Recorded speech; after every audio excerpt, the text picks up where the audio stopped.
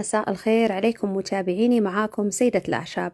عشبة مولين أو آذان الدب أو بوسير تحتوي على الكوبين والهسبيريدين ومغنيسيوم وحمض أورسوليك وحمض باثنوثنيك وفيتامين بي 2 وبي 12 وفيتامين د.